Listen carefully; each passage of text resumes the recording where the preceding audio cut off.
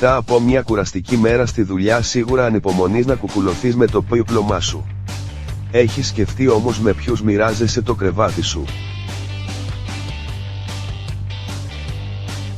Δες 10 ιδιαστική πράγματα που καραδοκούν κάτω από τα σκεπάσματα σε ένα βίντεο που θα σε πείσει ότι η καθαριότητα δεν είναι απλώς μισή αρχοντιά όπως λέει ο σοφός λαός.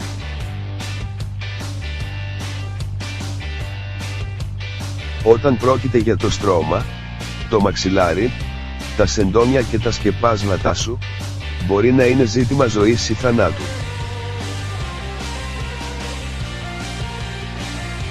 10 κορίοι.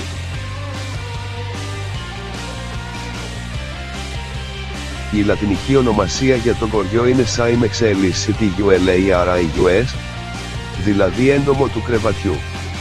Ο κοριός τρέφεται από το αίμα σου ενώ εσύ κοιμάσαι και δυστυχώς δεν είναι μόνο ένας αλλά ολόκληρη αποικία. Αν το στρώμα σου πιάσει κοριούς, μπορείς να υποστείς 500 δαγκωματιές μέσα σε ένα βράδυ. Μέχρι να επιτεθούν, μπορούν να επιβιώσουν έως και 3 μήνες χωρίς τροφή, που σημαίνει ότι κρύβονται με άνεση στο υπνοδωμάτιό σου χωρίς να το ξέρεις. Το 2009, ένας άνδρας παραλίγο να πεθάνει από έλλειψη σιδήρου, αφού του ρούφηξαν κυριολεκτικά το αίμα. Οι κοριοί έχουν συνδεθεί με την νόσο CHAGAS, που μπορεί να οδηγήσει σε οξύς φλεγμονώδεις δερματικές παθήσεις, CHAGOMAS, και τελικά να προκαλέσει λίμωξη και φλεγμονή των ιστών, ιδίως εκείνων της καρδιάς και των εντερικού σωλήνα. 9 ακιάρεα. Στο κρεβάτι σου μπορεί να κρύβονται από 100.000 έως 10 εκατομμύρια ακιάρεα οικιακής σκόνης. Πρόκειται για μικροσκοπικά αραχνοειδή που τρέφονται από τα νεκρά κύτταρα του σώματός σου. Τα περιτώματά τους μπορούν να προκαλέσουν ακόμα και άσθμα, όμως δεν χρειάζεται να ανησυχείς, αν διατηρείς καθαρό το δωμάτιό σου, αφού η καθαριότητα τα σκοτώνει. 8 σπόροι μούχλας.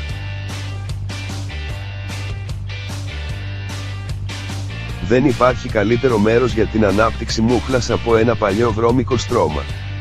Αν εισπνεύσεις σπόρους μούχλας μπορεί όπως και μετά ακιάρεα σκόνης να πάθεις άσθμα, ενώ έχουν καταγραφεί και πολύ σοβαρά περιστατικά πνευμονίας.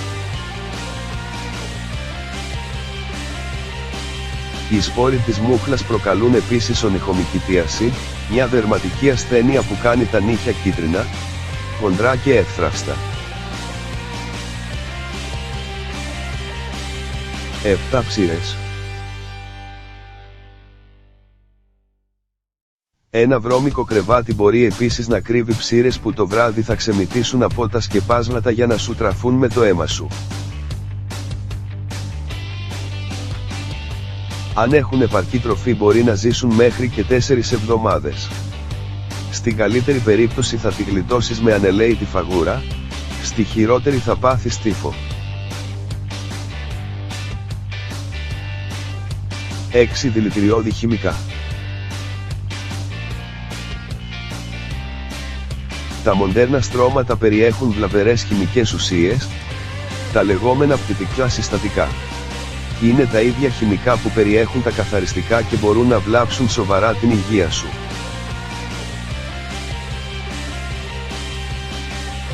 Αρκεί να σκεφτείς ότι το σώμα σου απορροφά αυτά τα χημικά κάθε βράδυ που πέφτεις να κοιμηθείς. Έχει αποδειχθεί ότι μπορούν να προκαλέσουν ημικρανίες, νευρολογικές διαταραχές, ακόμα και καρκίνο. Τα μωρά είναι ιδιαίτερα ευάλωτα στα χημικά των σύγχρονων στρωμάτων, που είναι 4 φορές περισσότερα από αυτά των παλιότερων μοντέλων. 5 Aspergillus fumigatus. Πρόκειται για έναν από τους πιο επικίνδυνους αερομεταδιδόμενους παθογόνους μύκητες, ο οποίος μπορεί να αναπτυχθεί στα συνθετικά υφάσματα.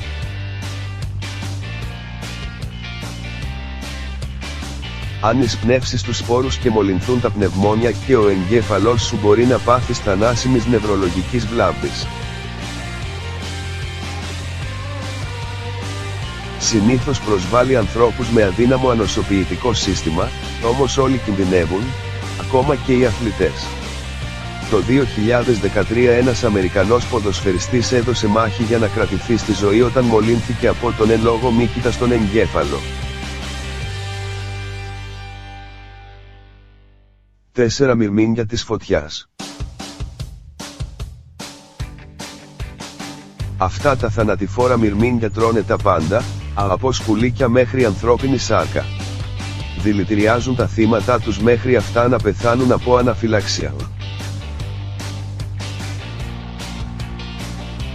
Στην Αμερική έχουν καταγραφεί περιστατικά που μυρμήγκια της φωτιάς εισέβαλαν σε κρεβάτια ανθρώπων.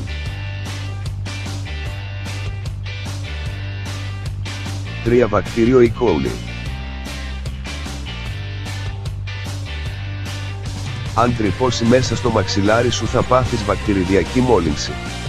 Αρχικά θα έχει συμπτώματα γρίπης, αν όμως το βακτήριο επιτεθεί στα νεφρά και τον εγκέφαλο, προκαλεί σοβαρή νευρολογική βλάβη και ακράτεια. 2 MRSA. Το βακτήριο MRSA έχει βρεθεί μέσα σε μαξιλάρια και μπορεί να εισβάλλει στο σώμα σου από αμυχές και κοψίματα. Αν μολυνθεί το αίμα σου δηλητηριάζεται και δύσκολα θα βρεις γιατριά καθώς είναι εξαιρετικά ανθεκτικό σε αντιβιωτικά και άρα μη ιάσιμο σε ποσοστό 20-50. 1 κατοικίδια. Το 50% των ανθρώπων που έχουν κατοικίδια, τους επιτρέπουν να τρυπώνουν στο κρεβάτι τους.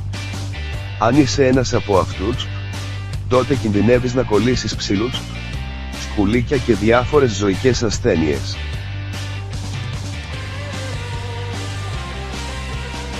Ένας 9χρονος από την Αριζόνα παραλίγο να πεθάνει από βουβονική πανόλη αφού κοιμήθηκε με την άρρωστη γάτα του.